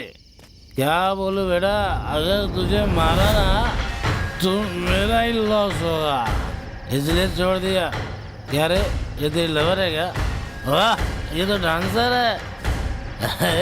इधर आओ। क्या बाबा है। ये देखो हमारी रात की रानी इधर बैठी है। क्या लग रही है यार। हेलो हेलो हेलो, ये सब क्या हो रहा है भाई? पहले सीधे तो खड़े हो जाओ। ज्यादा जाना मत बन, इसे छोड़ और दफा हो जा। चल, बिहार में मिलेगा तू, समझा? कस्टमर को ऐसे समय में छोड़कर चले जाना ठीक नहीं होता भाई, वो भी एक लेडी कस्टमर को ऐसी सुनसान जगह पे। आप ये ठीक नहीं कर रहे हैं भाई। है? ओ कबूतर, इतनी झाड़पट्टी क्यों दिखा रहा है? ये तेरी लवर है क्या? अरे ये बार डांसर है, समझा? जब वो बार में डांस करती है तो बार डांसर होती है, लेकिन अभी मेरी कस्टमर है। हम इतने शरीफ नहीं है जो तेरी बात सुन के चुपचाप चले जाएंगे। अबे फिल्म के हीरो की तरह डायलॉग क्यों मार रहा है बे? चल निकल यहाँ से, जाने मत। अरे बाहर आओ। मेरे पास पता ना। नहीं पता मेरे पास।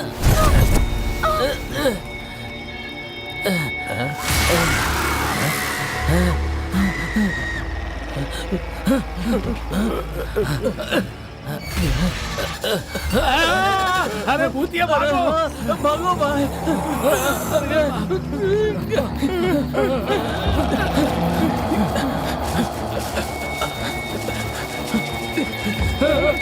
अरे भागो भाई, क्या कर रहे हो? उठो भाई, चलो बचाओ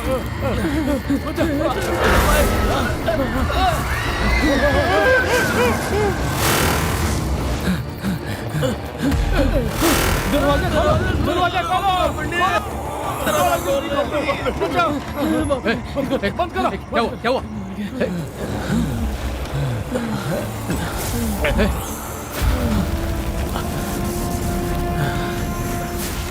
क्या हुआ? शफी, मुरली, रफीक, क्या हुआ? पहले दरवाजा बंद करो, दरवाजा बंद करो। बंद करो। बंद कर दिया है, पहले ये बताओ क्या हुआ? वो कोई पीछे से आकर मेरे को मारा। फिर गला दबाने लगा। किसी तरह जान बचाकर मैं भाग कर आया। तुम कैसे भी करके मुझे बचा लो पंडित। मुझे मालूम था कि ऐसा जरूर कुछ होगा। जानते हो क्यों? हम जो महान काम करने जा रहे हैं वो दिन कल है, भूल तो नहीं गए तुम लोग? मतलब कल 13वां दिन है, याद है ना? स्वाभाविक है, हमें अपने रास्ते से भटकाने के लिए कोई हमारे साथ ये सब कर रहा है। इनफैक्ट कल मुझे भी ऐसा ही कुछ महसूस हुआ था। पंडित, कहीं उदय के साथ भी ऐसा ही कुछ हो सकता है? सर, हमारे साथ भी कुछ बुरा हुआ तो? शफी, अगर हम ऐसे ही डरते रहेंगे तो कुछ भी हासिल नहीं कर पाएंगे। पहले अपने काम को अंजाम देने के बारे में सोचो। विश्वास रखो तुम लोग, कल ही उस काम को अंजाम देते हैं। बाद में एक तांत्रिक से मैं बात करके देखूंगा। अगर कोई हमारे पीछे जादू टोना करवा रहा है तो हम पर उसका प्रभाव ना पड़े, ऐसा कोई एक रास्ता मैं जरूर निकाल लूंगा। हाँ, ऐसा ही कुछ कीजिए सर। हाँ, जल्दी करो पंडित। हाँ, तुम लोग धीरज रखो। कल की तैयारी हो गई ना रफीक? सब कुछ रेडी है पंडित जी, आपने जो जो कहा है वो सब कर दिया है। गुड, तो काम हो जाएगा ना? बिल्कुल पंडित जी। ठीक है।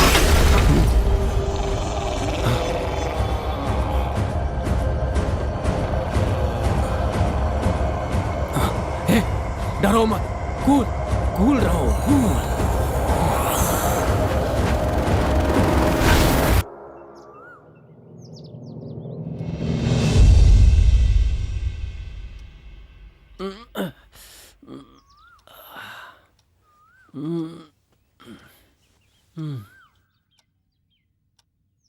डॉक्टर ने कहा था कि आज शाम को 7 बजे मेरे ऊपर मुसीबत आएगी।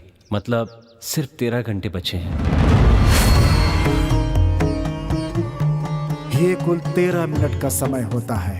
अगर तुम्हारे ऊपर कोई संकट मंडरा रहा है तो वो तुम्हें उसे बचाने की कोशिश करेगी, लेकिन आपको आगे 7 दिनों तक इसका बहुत ख्याल रखना पड़ेगा। अगर उससे बात करने का प्रयास करेंगे तो वो भी तुम्हारे साथ बात करने का प्रयास करेगी।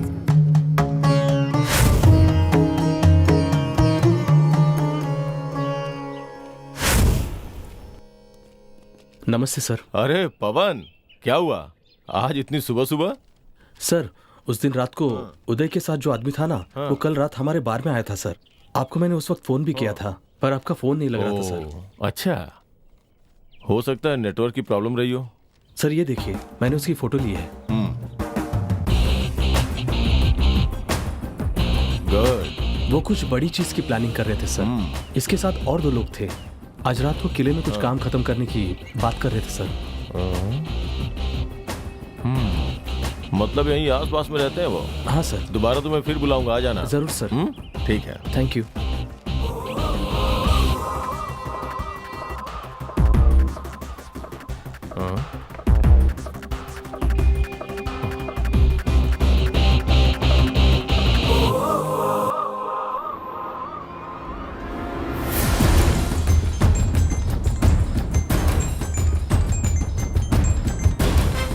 हाँ बोलो राम। सर, मुझे मिली इंफॉर्मेशन के मुताबिक आज शाम में 7 बजे किले में कुछ होने वाला है सर। अच्छा, अगर मेरा शक सही निकला तो मुझे और पुलिस फोर्स की जरूरत पड़ेगी सर।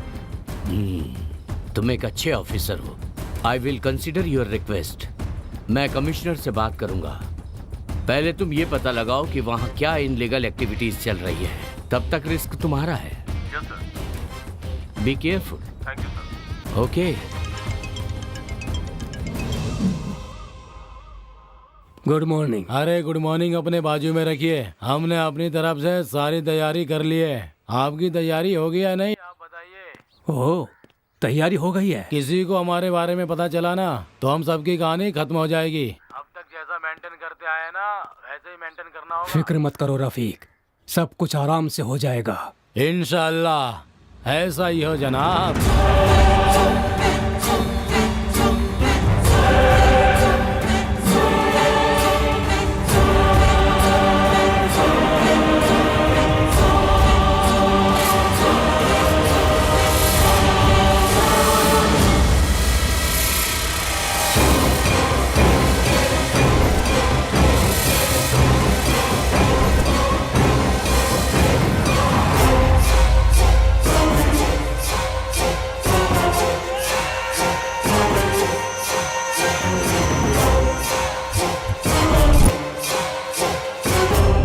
यही वो किला है। इस पुराने किले के सिर्फ 2 ही एंट्रेंस हैं। अगर हम उसे ब्लॉक करके कवर करेंगे तो वो जरूर फंसेंगे। थक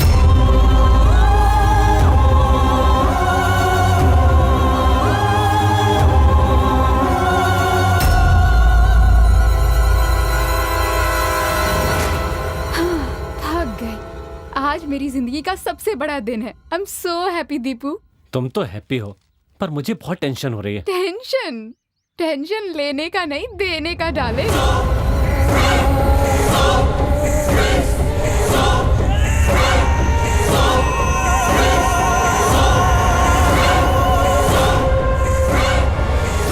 सब ठीक हो जाएगा। चलो चलते हैं।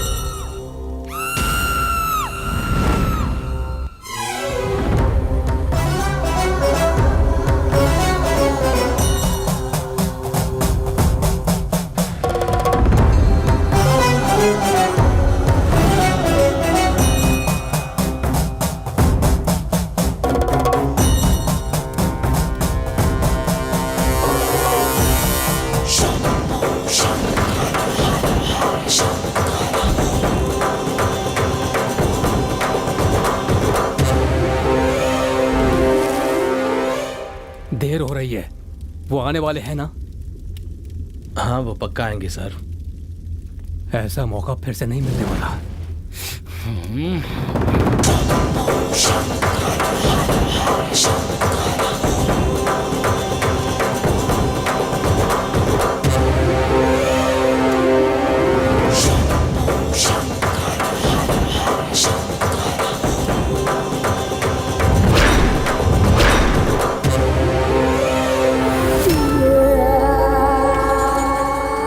ये सब क्या है सची?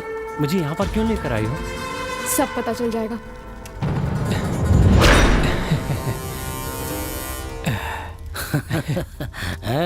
देखा पंडित? गुड रफीक, अच्छा अरेंजमेंट किया है।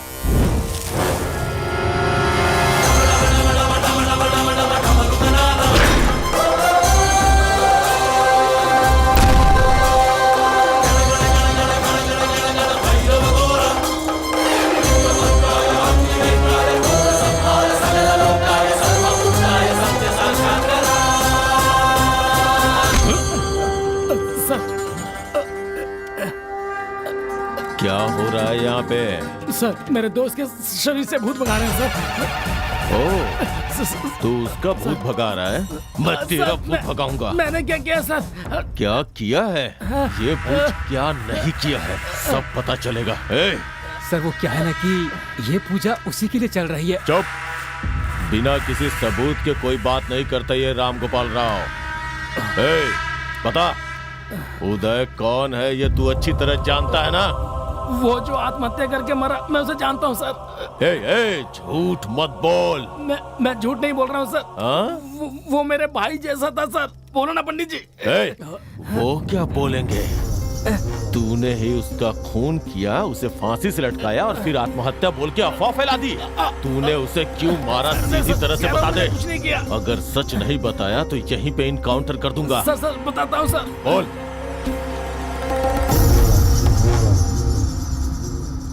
नमस्ते भाई। भाई पैसे सुबह आके ले जाना। ठीक है भाई। और एकदम सुबह सुबह मत आ जाना। ओके भाई। भाई अगर हमें 10 करोड़ मिल जाए तो क्या करोगे? आपस में बांट लेंगे और क्या। हम में से कोई मर गया तो? अरे हाँ बिल्कुल सही कह रहा है छोटू। अबे साले मेरे दिमाग में एक आइडिया है तेरे लिए। हाँ मरने के लिए पैदा हुआ है। हाँ तू ना मेरे भाई जैसा है, तुझे बिना दर्द दिए तेरी जान लूंगा। सभी लोग इंजेक्शन से दवा देते हैं और मैं तुझे हवा का इंजेक्शन दूंगा, है ना? बस हो गया मेरे भाई, हो गया। चैन से मरेगा, चैन से।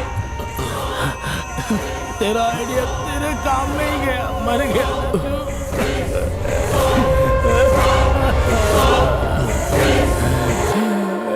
इतनी कम उम्र में ही आत्महत्या कर दी तूने। मेरा भाई कैसा था, मुझे छोड़ के चला गया। अब मैं किसके साथ दारू पीऊंगा? नस में एयर इंजेक्ट करता है, बहुत बड़ा डॉक्टर है क्या?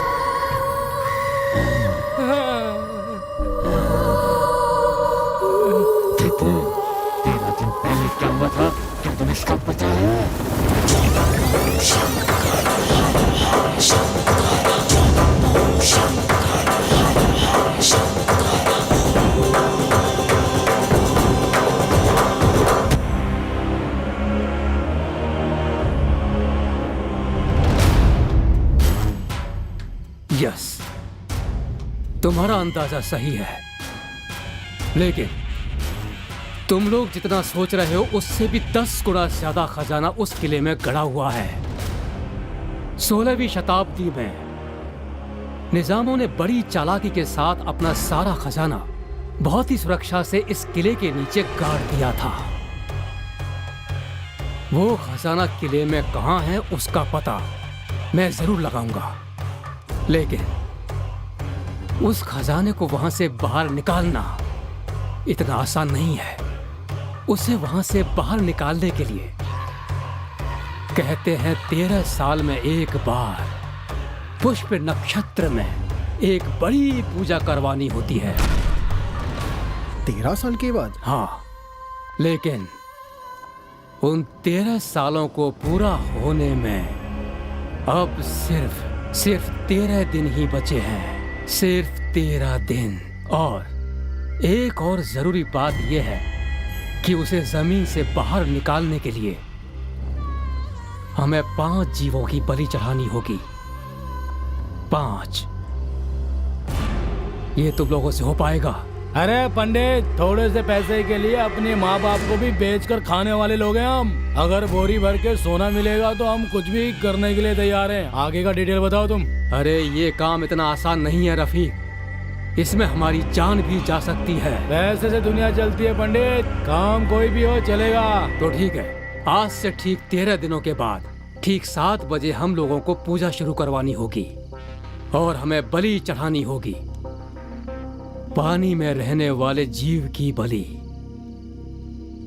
भूमि पर रहने वाले एक जीव की बलि और आकाश में उड़ने वाले एक जीव की भी बलि। इन सभी जीवों की बलि हमें देनी होगी। Last but not in the list, पुष्प नक्षत्र में जन्म हुआ। हमारे पूजा के समय तक एक ऐसा नर जो हमेशा से ब्रह्मचर्य का पालन करता हो, ऐसे मनुष्य की बलि चढ़ानी होगी। पंडित, तुमने जो कहा वो हम सारी चीजें ला सकते हैं, लेकिन पुष्य नक्षत्र में जन्मे हुए ऐसे आदमी को हम कहां से लाएंगे बताओ? हाँ, ये तुम लोगों को सोचना है। इन सबसे भी जरूरी है पुष्प नक्षत्र में जन्मा हुआ आदमी। अब बोलो, क्या तुम लोग ये काम कर सकते हो? हाँ, हो जाएगा। उस ब्रह्मचारी लड़के को मैं लेकर आऊंगी, बाकी का इंतजाम तुम लोग कर लेना। तुम लाओगी? किसे लाओगी और कैसे लेकर आओगी तुम? वो लड़का है ना दीपू, जो कि मेरे प्यार में पागल हुआ पड़ा है, उसे लेकर आऊंगी। इसकी जिम्मेदारी मैं लेती हूँ। उस लड़की के बारे में बताने के लिए मैं दीपू के पास दौड़ा चला रहा था। किसी तरह से दीपू को तुमसे दूर रखना चाहता था, लेकिन रास्ते में एक ट्रक ने मुझे टक्कर मार दी। मैंने दीपू को समझाने की बहुत कोशिश की, लेकिन फिर उसे ये सोचकर छोड़ दिया कि डर से उसे कुछ हो न जाए। तुमने दीपू से दूर करने के लिए जब तुम दीपू के घर गई तो तुम्हें डराने की कोशिश की। हाँ, लेकिन तुम इसे लेकर चली गई। हाँ, तुम दोनों को दूर करने की मैंने बहुत कोशिश की, पर मेरी सारी कोशिशें नाकामयाब हो गई।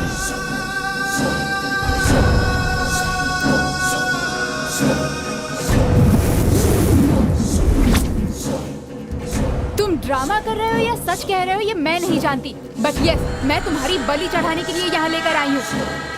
इतना ही नहीं, इतने दिनों तक तुमसे प्यार का नाटक तुम्हें यहाँ लाने के लिए ही किया मैंने। तुम्हें लगा तुमसे प्यार करती थी। ऐसा पता है क्यों किया? क्योंकि मुझे मेहनत नहीं, शॉर्टकट से पैसे कमाने थे। अगर पैसे होंगे ना तो तेरे जैसे हजारों बॉयफ्रेंड मिल जाएंगे मुझे। मेरे लिए पैसा ही सब कुछ क्यों है तुम्हें पता है? क्योंकि पैसों की वजह से मेरी फैमिली बर्बाद हो गई। कर्जदारों का कर्ज न चुका पाने की वजह से मेरे पिताजी ने आत्महत्या कर ली। उन्होंने ये तक नहीं सोचा कि उनकी 2 छोटी बेटियां हैं। अब कैसे रहेंगे हम लोग? क्या किया ये आपने? उसी दिन मैंने डिसाइड कर लिया कि कुछ भी करूंगी, पर लाइफ में बहुत सारा पैसा कमा कर रहूंगी। और तभी मुझे इस किले के खजाने के बारे में पता चला। जल्द से जल्द अमीर बनने का मुझे यही एक रास्ता नजर आया, लेकिन इतने बड़े किले में खजाना कहाँ है ये मुझे नहीं पता था। इस बात का पता करने के लिए मैं इस पंडित और आर्कियोलॉजिस्ट से मिली। बाकी कामों के लिए मैंने रफीक, शफी और मुरली से कांटेक्ट किया। हम हर रोज इस किले में आते थे, पर फिर भी हमें पता नहीं चला कि खजाना कहाँ है। उस दिन जब हम मार्केट में कुछ जरूरी बात कर रहे थे, तब तुम बीच में आ गए और तुम्हारी मारपीट और गुस्सा देखकर मैं बहुत डर गई थी। मुझे कुछ ना हो इसलिए तुम्हारा आयुर्वेदिक ट्रीटमेंट करवाया। इतना ही नहीं, मुझे तुम पसंद नहीं थे, फिर भी मैंने तुम्हारे साथ एंगेजमेंट की। खजाना मिलने के बाद उसके ज्यादा हिस्से ना करने पड़े, ये सोचकर मैंने टीम के एक एक आदमी को मारने का प्लान बनाया और उसके लिए रफीक को सुपारी दी। खून तुमने किया है इस बात का शक पुलिस को तुम पर हो। मैंने इसका भी प्लान बनाया पर हो नहीं पाया। अरे पंडित जी, आप अपनी पूजा शुरू करिए ना।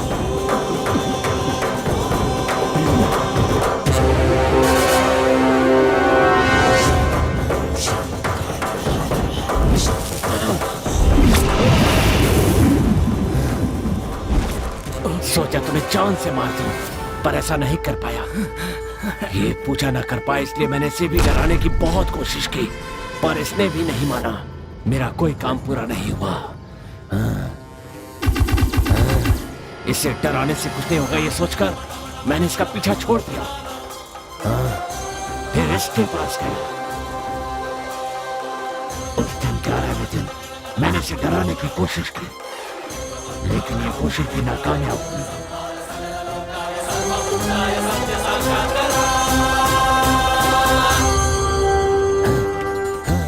फिर आखिरी में मैं इन लोगों के पास गया।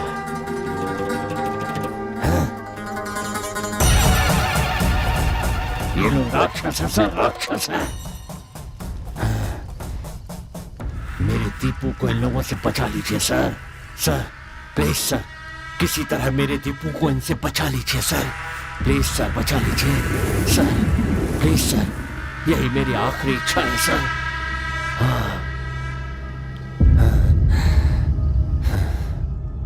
एक ऐतिहासिक स्मारक में खजाना है, ऐसी गलत बात फैलाकर इस काम को अंजाम देने के लिए और ये साजिश रचने के लिए, यानी एक इंसान का खून करने की कोशिश करने के जुर्म में नारायण पंडित और उनके चारों साथियों को ये अदालत आईपीसी सेक्शन 320 बी के तहत उम्र कैद की सजा सुनाती है। The court is dismissed. जब आत्मा की मनोकामना पूर्ण होती है